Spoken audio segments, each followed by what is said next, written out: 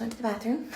Bathroom break, Trisha unlocked. I am seeing a ton of Gabbie comments, and it is really, truly nothing personal, but I've had her block for my own sanity and peace for myself since we did the podcast. I've been saying, and I'll continue to say this, that I wish her truly well. She seemed in a great spot when we did the podcast. She told me she had a recording contract, and, Peyton was lovely and stable and her house was beautiful. I've told her that I enjoyed her music, Out Loud and Butterflies. She has a really interesting take on art and poetry. She's just a unique person out on the internet. All I was doing this week was trying to be her cheerleader of getting her a redemption arc. I wanted to see her thrive, and I felt like she just took huge steps backwards by being so defensive over things that didn't matter. And she could be such a powerful voice for things that do matter.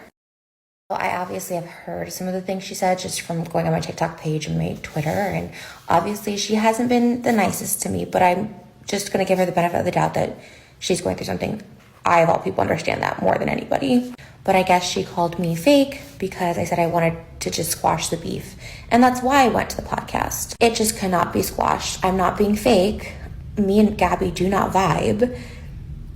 She is delusional. She spent the majority of the podcast trying to convince me that we were really close friends, and it was super awkward because, one, I don't have a lot of close friends, but two, it definitely wasn't Gabbie.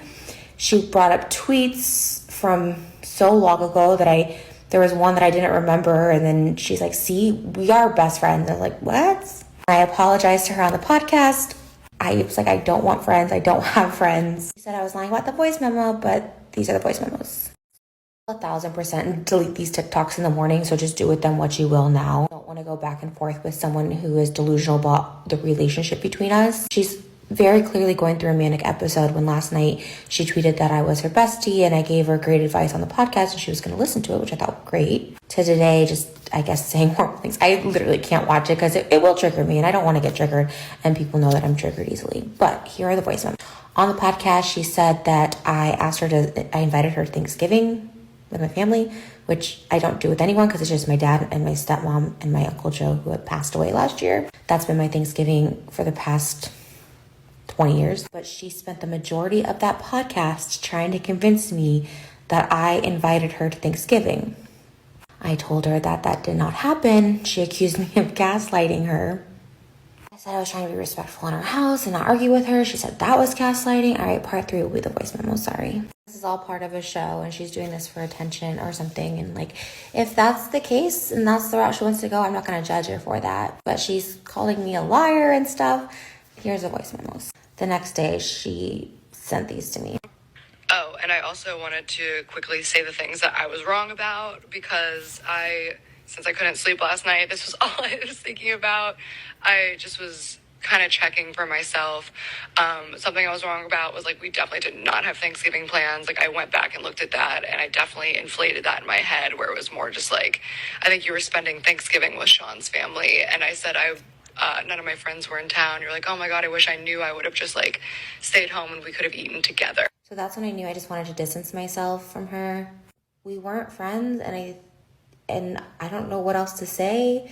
She was just trying to convince me we were, and I was just like, but we weren't. And then she's like, I saw it different, and I was like, okay. If this is true, then good for her.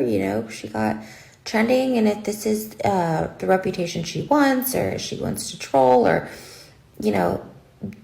that's fine by her. I think my issue is when she starts calling people names and being really manic online because people are genuinely concerned for her.